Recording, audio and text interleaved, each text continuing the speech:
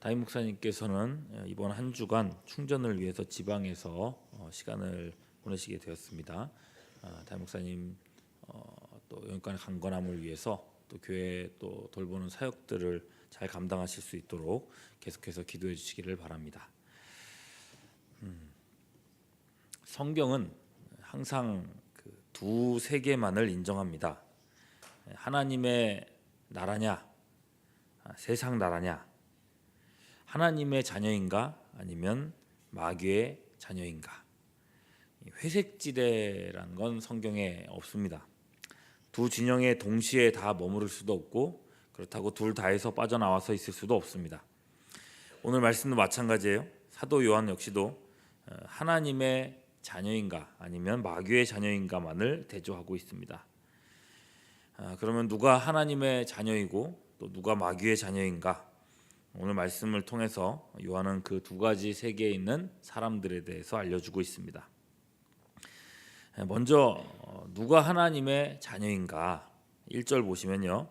보라, 아버지께서 어떠한 사랑을 우리에게 베푸사 하나님의 자녀라 일컬음을 받게 하셨는가라고 하죠. 하나님의 자녀는요, 하나님께서 어떤 사랑을 베푸셨는지 아는 사람입니다.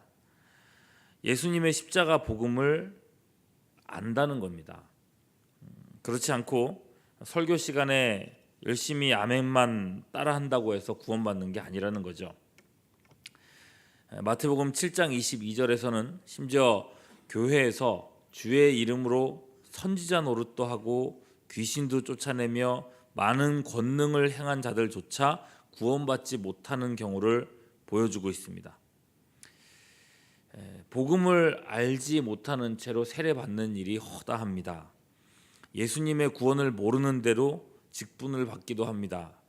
열심히 일하다 보면 어떤 교회에서는 중직까지 맡기기도 합니다. 그런 분들은요, 그야말로 교회에서 열심히 지옥을 향해서 달려가시는 겁니다. 로마서 10장 14절이에요. 그런즉 그들이 믿지 않는 자를 어찌 부르리요, 듣지도 못한 일을 어찌 믿으리요, 전파하는 자가 없이 어찌 들으리요. 여러분, 교회는 복음 전하는 일을 끊임없이 감당해야 됩니다. 매주 교회 어딘가에서는 복음에 대한 설명이 있어야 합니다. 여러분, 그게 살아있는 교회입니다.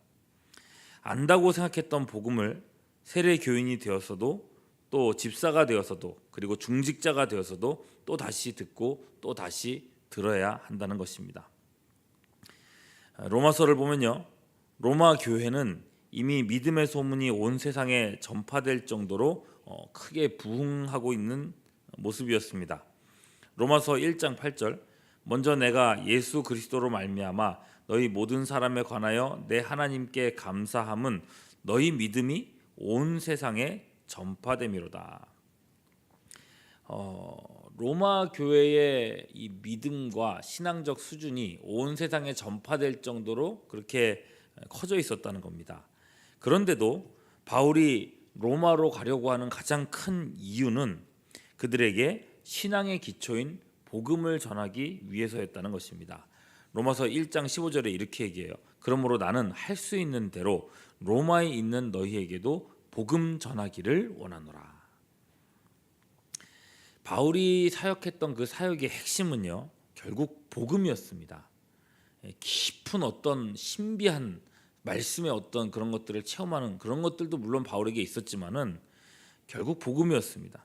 이 기초를 세우는데 그 평생의 모든 힘을, 온 힘을 들였다는 것입니다. 그 단순한 복음에 집중함으로써 바울은 아시아와 유럽 온 지역에 교회를 세울 수 있었습니다. 여러분, 그러니 우리 교회도 그렇게 되어야 합니다. 그리고 그렇게 되고자 우리 교회에서는 두 가지 사역을 꾸준하게 이어가고 있습니다. 하나는 1:1 새가족 성경 공부고 또 하나는 전도 폭발입니다. 1:1 새가족 성경 공부는 교회로 들어오는 사람들에게 복음을 전하는 과정입니다. 아무리 다른 교회에서 중직자를 하고 계셨더라도 우리 교회에 등록할 때는 1:1 성경 공부를 하시도록 권하고 있습니다. 그렇게 해서 복음 없이 구원함 받지 못한 채로 교회의 일원이 되고 직분자가 되는 일을 줄여가려고 하고 있습니다. 전도 폭발은요, 기존의 성도들을 대상으로 하고 있습니다. 전도 폭발 훈련 기간 동안에 교인들 중에서 몇몇 명을 대상자로 세우고 훈련생들이 우리 교인들에게 복음을 설명하도록, 이렇게 실습하도록 시키게 됩니다.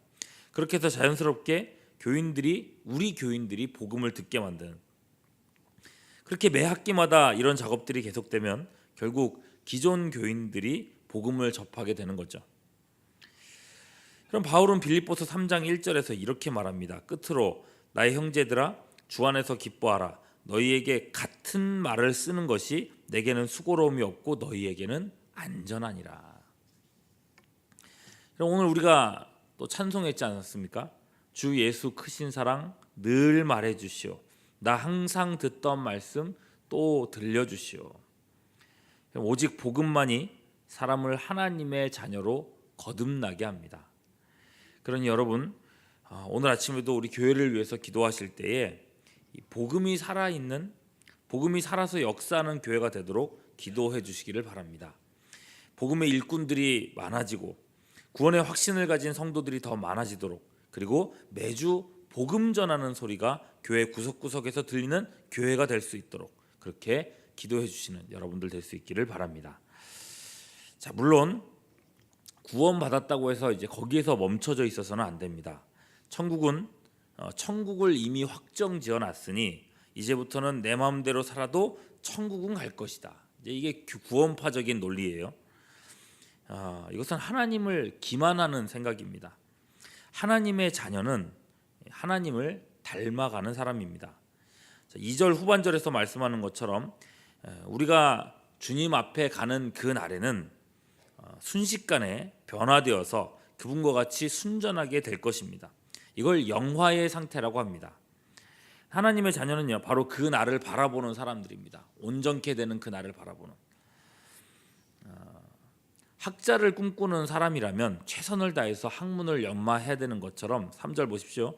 주를 향하여 이 소망을 가진 자마다, 이 영화의 날을 바라보는 사람마다 그의 깨끗하신과 같이 자기를 깨끗하게 하느니라 말씀합니다.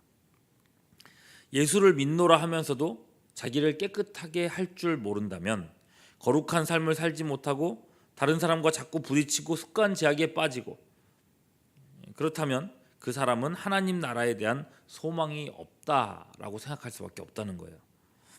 물론 넘어질 수도 있습니다. 타고난 기질이 주변을 힘들게 만드는 경우도 있습니다. 그럼에도 결국에는 2절에서 말하는 것처럼 우리가 그분과 같이 될 것을 믿으며 포기하지 않고 자신의 변화를 위해서 힘쓰고 나가야 합니다. 이런 사람들이 하나님의 자녀이고, 이런 사람들이 많아질 때 교회가 건강하고 부흥하게 되는 것입니다. 이 성도들의 삶에 이 성화의 증거들이 나타나야 합니다. 다른 사람들이 봤을 때 저 사람은 정말 달라지고 있구나라는 것이 느껴져야 된다는 거예요. 근데 여러분, 그런 변화가 개인의 노력, 개인의 어떤 노력으로서 변화될 수 있는가? 그게 아닌 것 같아요. 히브리서 10장 24절 말씀에 이렇게 적혀 있습니다. 서로 돌아보아 사랑과 선행을 격려하며. 여러분, 서로 삶을 돌아보아야 합니다. 선행을 격려해야 됩니다. 그래서 하나님께서 우리를 교회로 묶어주신 겁니다. 모아주신 겁니다. 이런 일들을 통해서 하나님의 자녀됨이 크게 드러나게 되는 것입니다.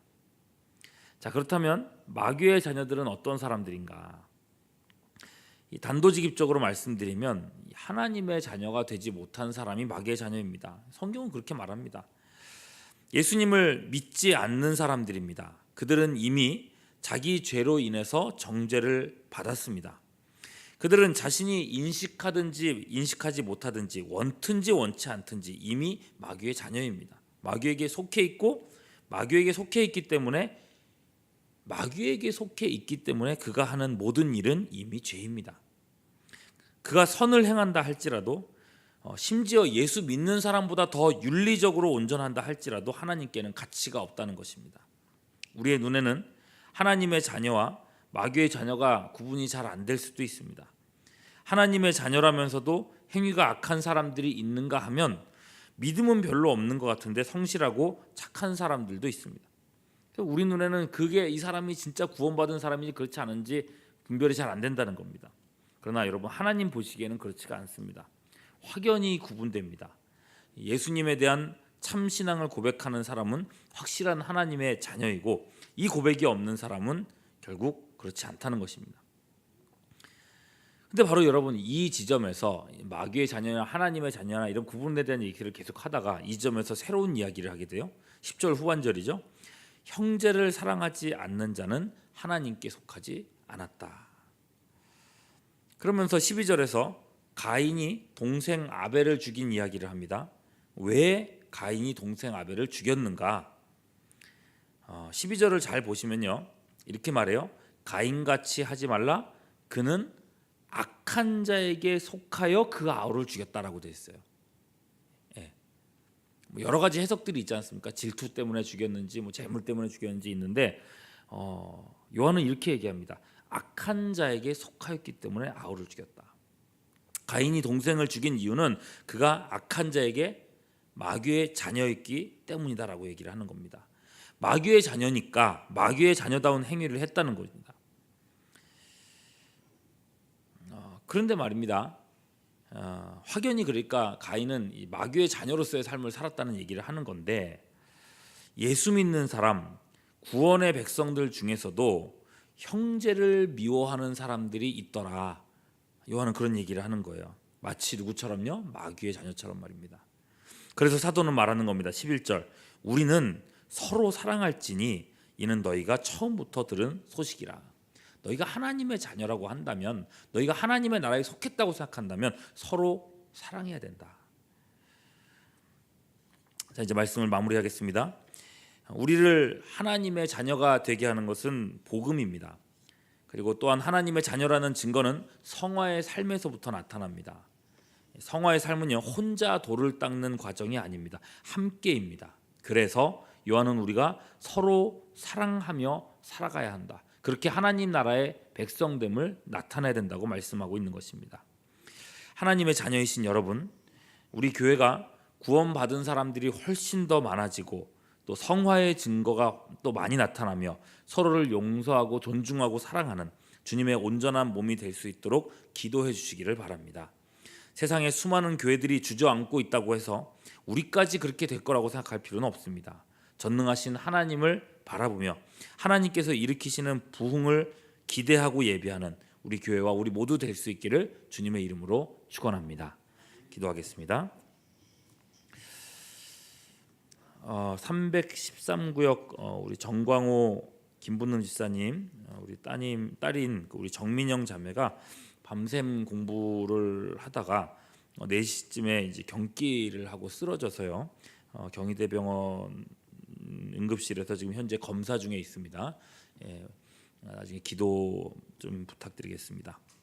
기도하겠습니다. 사랑의 하나님 아버지, 하나님의 자녀인가 또는 세상의 자녀인가, 마귀의 자녀인가, 성경은 항상 그 두 진영 중에 우리가 어디에 속한 사람인지를 끊임없이 도전하고 있습니다. 하나님에게 이미 우리가 속해 있으며 우리가 믿음으로써 하나님의 자녀가 되었음을 확신할진대 우리의 삶 역시도 하나님 주님 닮아가는 삶을 살아갈 수 있도록 인도하여 주시옵고, 우리를 보는 사람들이, 우리 주변의 사람들이 저 사람은 성화되고 있구나, 하나님을 닮아가고 있구나 확연하게 보여줄 수 있을 만한 하나님의 삶의 변화가 우리 교회 모든 성도들에게 나타날 수 있도록 은혜 베풀어 주시옵소서. 수많은 사람들이 세상에 속하여 하나님 그 길이, 자신이 살아가고 있는 그 길의 끝에 하나님 정말 영원한 형벌이 있는 것도 알지 못한 채 살아가고 있는 것을 보지 않습니까? 우리 교회 가운데 함께 하셔서 복음의 사역을 감당하는 우리 교회가 될 수 있도록 인도하여 주시옵고, 한 사람이라도 더 구원하고자 하나님 애쓰는 우리 교회가 될 수 있도록 도와주시옵소서. 하나님 우리 교회 모든 성도들 가운데 함께 하시고 추워지는 날씨 가운데 그 건강을 붙들어 주시오며, 하나님 어디에 있든지 무엇을 하든지 하나님과 동행하는 삶을 살아갈 수 있도록 도와주시옵소서. 이 새벽에도 우리 가운데 우리의 기도 가운데 함께 하시기를 간절히 소망하옵고 우리 구주 예수 그리스도의 이름으로 기도하옵나이다. 아멘. 지금은 우리 구주 예수 그리스도의 크신 은혜와 거룩하신 하나님 아버지의 극진하신 사랑하심과 성령님의 교통하심이 함께 예배드린 모든 주의 권속들 위에 이제로부터 영원토록 함께 하시옵기를 간절히 축원하옵나이다. 아멘.